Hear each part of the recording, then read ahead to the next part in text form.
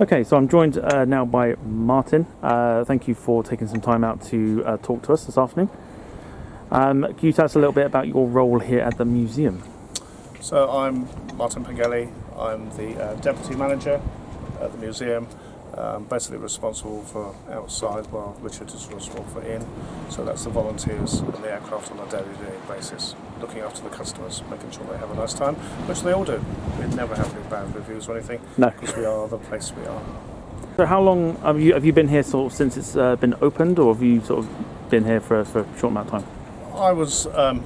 I've been here as staff I've been here 4 years, as a volunteer before that 2 years. So when the opportunity came to take me on, I willingly jumped at the chance of joining. Absolutely. Well, I suppose the main question is, what does this place mean to you? Well, besides the job, it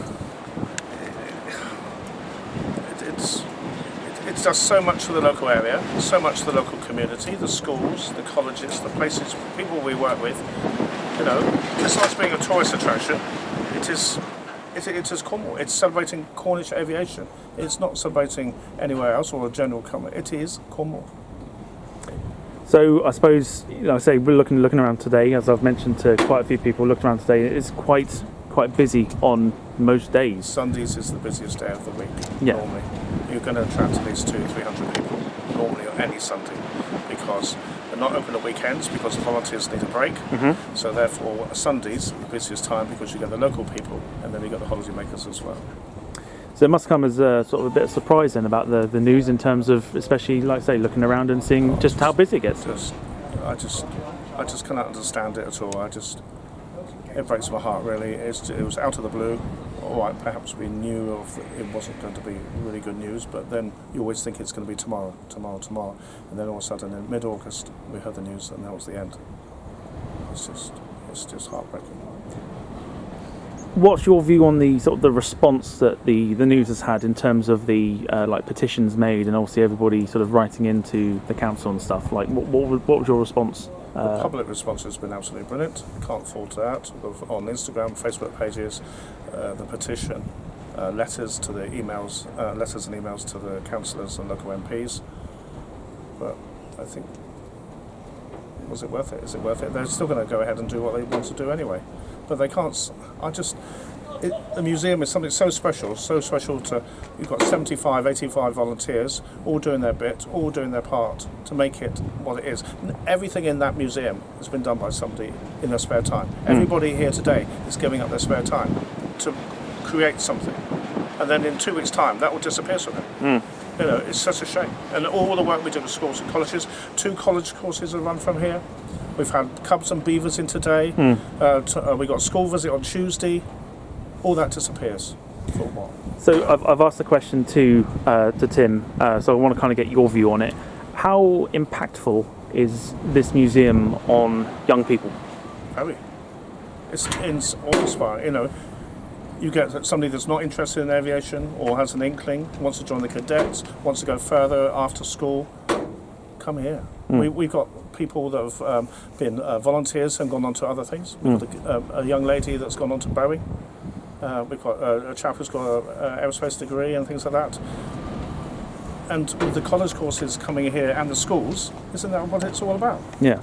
Obviously, you've turned one of the BAC or the BAC 111 into a classroom as well, if I'm correct as well. Yeah. So fully fitted out, screens, everything. Yeah. So they're in their own units. They don't involve the day-to-day running there. They can stay over there in a safe environment, and they're on an aeroplane themselves. They're actually learning on an actual aeroplane rather than sat in a classroom and perhaps looking out the window. You know? Yeah, they're there for the.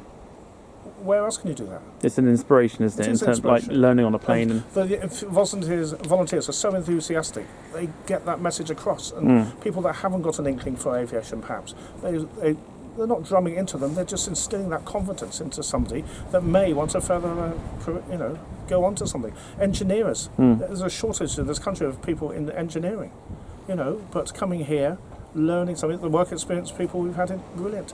The schools, colleges, I've said it before and I'll say it again. It's just, that's what it's about. So obviously the museum as well is obviously home to some sort of rare aircraft. We've got one that's we're sort of stood behind at the moment, the Pembroke and stuff. What the likelihood of this we'd say you've got the Varsity as well, which you can also see just off to the left. The fate of these aircraft, pretty much, like I say, hangs on what's going to happen in hangs the on next what 2 happens. weeks. You know, Pembroke will be scrapped. Varsity has to be saved. That has to go to a good home. There's only 4 or 5 of those left in the world. 6 left in the world. Yeah. 5 in this country and one in Sweden. Yeah. That is a rare machine. In the hangar, you've got Balliol, 4 left in the world. It has to be saved, or we stay where we are. Yeah. That's the best option. We stay where we are. Yeah. I think a lot of people will kind of agree to say about staying, especially because of and again, I've mentioned it before, about the tourism side of it.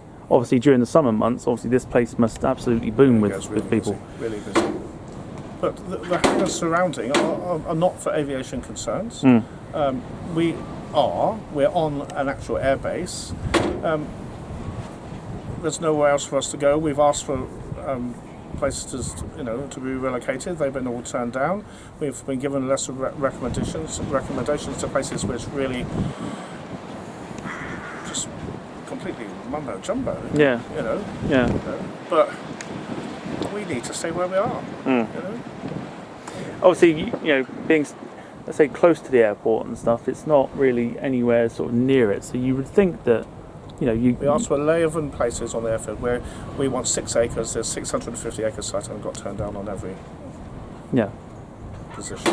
Which is, Best place to stay. The hangar behind us is must be going for Biffa, and then the one behind us there's Biffa as well.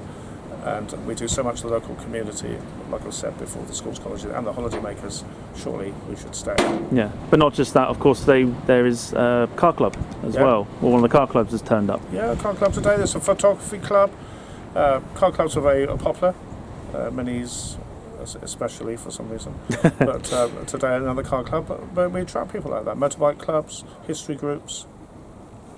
It's just the list is continuous, and we're trying to cram in as many people as we can in the next 2 weeks before and if we close. Yeah, obviously the association with clubs like car clubs and photography clubs obviously then gets the word out about this place if people may not know about it. Social media now, it goes everywhere, so they'll post on saying we went there, we went. It's the same way. It just spreads so quickly. That's why we had so much help and interest with the general public when we heard the news in August. Yeah. So I suppose a word about volunteers then, in that case. Obviously, I've spoken to one young lady just about 5-10 minutes ago. And she was a work experience person who's come back as a volunteer. Yeah. And that's what we found with quite a few work experiences. The lady who was with Boeing, she did 2 years as a volunteer. And then she learns as she goes by. And then she's used that knowledge to further her career as she progresses through life, Obviously, from my experience of coming here several times and through reviews and things like that, obviously volunteers are obviously very highly praised for the work they do. Everything that has been done in that hangar, every plane that's been preserved, painted, everybody that's here today are volunteers. They're giving up their free time for something that they really love. Because otherwise they wouldn't be here. They wouldn't be instilling that interest into people. And that's whether it's restoration and some restoration projects and things like that I've seen. You have a team that you see during the week who are the meters and greeters, and you have an even more important team at the end of the week who come in when we're closed, who do the maintenance work on the aircraft and restore them and repaint them. Without them and without any volunteer, the place would be nothing. Yeah, I say I've said it before with. I think with Tim, it's very difficult to go through reviews and find any negativity, whether it's about the museum as a whole or whether... We've got a TripAdvisor award for the top 10 attractions in the world. 5 stars as well, 5 stars as well. 5 stars all the way through. You have to go page after page after page to find something that's really bad. And why would you? Why would you? Yeah. How much then do you think this, the closure will affect sort of the tourism side of things, especially because a lot of people will travel from up country and things like that to come specifically we've here. Had people come in the last week who've flown down on the shuttle, especially from Heathrow, come down to see us. I had a chap come down the other day who drove 6 hours to come down and see us. I don't think that's because of the closure. I think that's because they wanted to come, because they heard it was so good. Yeah. But then we do away with this as another one lesser tourist attraction. Because not everybody wants to go down to, like say, like a Cornwall and go to a beach or anything else like that. So obviously this opens up a little bit more to, let's go see some planes, even if you're not into aviation, like we were saying earlier. And judging by the reviews, that's what draws the people in. If they looked at the reviews and went, that looks a bit suspect, we won't go there. Because the reviews are so good, all down to the volunteers' work. That's why people come here. The word interactive gets thrown around a lot with this museum because it's very unique to other sort of museums around the country. There are other museums in the UK where you can climb aboard aeroplanes, I'll say that. Yes. But here it's that enthusiasm which is instilled in the people by the volunteers that make it that little bit different. And a lot of people have never sat in an aeroplane before. They don't go to the other museums because they're not in the tourist area. What would your view then be on the interactive side of things, and how important do you think that is for a museum? Very important. During COVID, it was the other way around. Yes. You weren't allowed to look at anything. Yeah. You weren't allowed to sit anything. And that was very difficult for us because we were like champing at the bit going, come on, we want to reopen the thing. I would walk around the local lanes when it was in lockdown and do my spiel. And I'd say, this is that, and that opens that, and that opens that. And people used to think I was mad. Yeah. But it's that interaction. That's what you get with people. You tell them they can read things on a board. Yeah. It's adding the other little bits to it. It's adding the things that, about Harry can only hover for 90 seconds. Varsity, one of them hit a house, one got stolen. It's just adding the little stories, and they'll remember that rather than if they bought a guidebook or a thing, and they'll take it home, put it on the shelf, leave it alone for 10 years. 10 years later, there's that place weekend. But if they go around and they speak to volunteers and they get told the stories behind the boards, then they remember things. And that's some of the volunteers as well have also had the opportunity to work on some of these aircraft as well. So it's the personal stories more than anything. It's the personal stories, and that's what makes it so much different.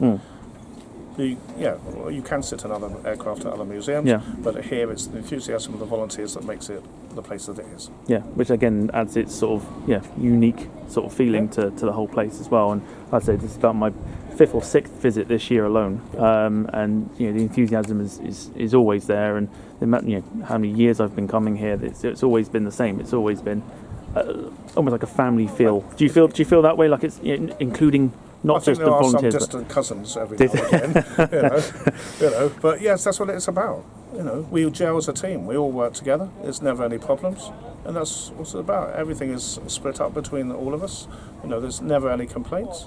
And if there was, then we'll sort it out. But we've never had anything like that. We all work together because we want to do the same thing. We want to give the visitors the best time possible. And of course, that does happen with the reviews, as we say. Okay, so. As a last sort of message, what would you say to the mass amounts of people that have visited over the tenure that this place has been open? Just thank you. What more can we say? If it wasn't for them coming to see us, we wouldn't be able to buy new projects, acquire new things for people to work on, for us to work on, to make it bigger and better. In the beginning, we just had the Harrier in there with the JP fuselage and a few little ultralights. And now we've got Nimrods, we've got Baleo, we've got the Tornadoes, we've got the Hawk, on loan from the RAF, but it's working with the RAF, JARTs, doing all their training here. We wouldn't have done that, we wouldn't have done that, they could have gone somewhere else, but they came here to do it because we were that good. And that's a testament to, obviously, not just the museum, but also the site as a whole. Because, and we are next door to RAF Morgan, but there's also that. There's also that as well. It gives them somewhere to stay, but it gives them the opportunity to work on aircraft that they wouldn't work on before. Yeah. And then still work alongside us. So even though they're working on the aircraft, the visitors are not allowed on, but they can watch what's going on. And then somebody from the RAF or the Navy or the Air Force or the Army and JARTs will come over and speak to them. And it's just that gel between a museum and an armed forces. Yeah. And then that interest instills into little children to go forward. And lastly, for those that are sort of haven't signed a petition and maybe want Please to, sign. what would you say? Just sign. We've been out to a lot of Facebook pages, aviation pages, 10,000, 20,000 people at a time. Your signature can make the difference. We've come back with very small amounts of people actually signing, but please just sign that petition. It's very simple, easy to do. Please sign. Wonderful. Well, thank you very much, Martin, and we wish you all the best.